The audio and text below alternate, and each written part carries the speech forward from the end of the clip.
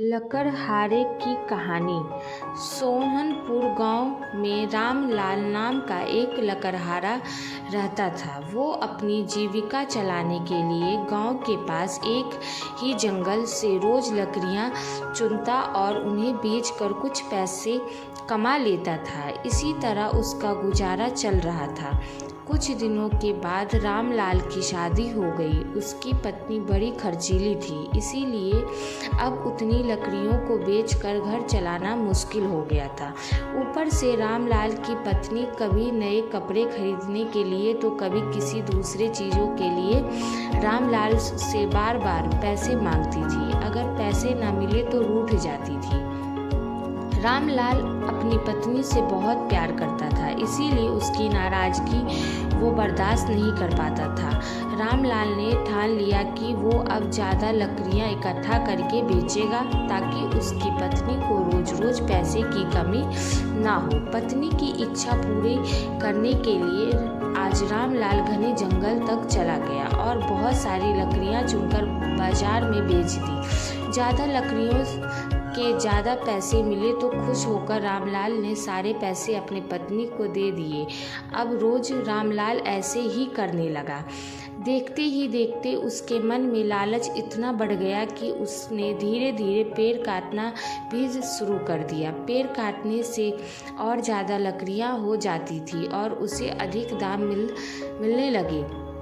लकड़हारा हर हफ्ते एक पेड़ काटता और लकड़ियाँ बेचकर मिलने वाले पैसे से अपनी पत्नी के शौक पूरे करता था। अब पैसे ज़्यादा आ रहे थे तो घर भी अच्छे से चल रहा था।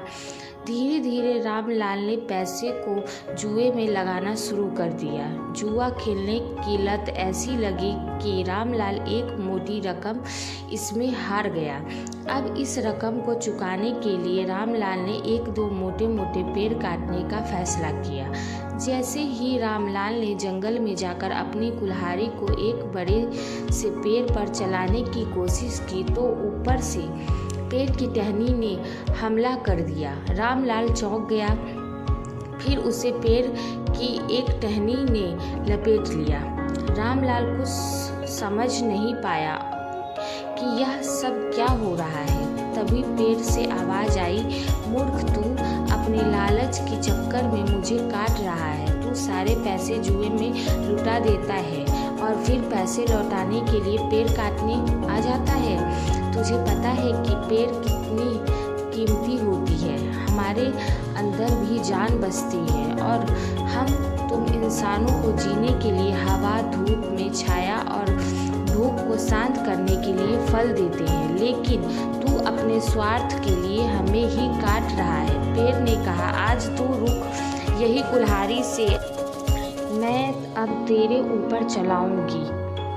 पेड़ की टहनी कुल्हाड़ी से रामलाल पर वार करने ही वाली थी कि वह गिड़गिड़ाने लगा।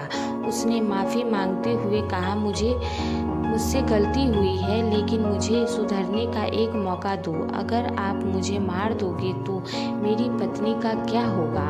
वो अकेली पड़ जाएगी। आज से मैं किसी पेड़ को नहीं काटूंगा। यह प्रण लेता हूँ। यह सब सुनकर पेड़ को रामलाल के ऊपर दया आ गई। उसने रामलाल को छोड़ दिया। छूटते ही रामलाल भागकर अपने घर गया और पैसों के लालच में न आने का संकल्प लिया। इस कहानी से हमें यह सीखने को मिलती है, लालच में आकर पर्यावरण के साथ खिलवाड़ नहीं करनी चाहिए। हमें ऑक्सीजन पेड़ से ही मिलती है। इन्हें काटकर हम खुद अपने जीवन में संकट को ला रहे हैं।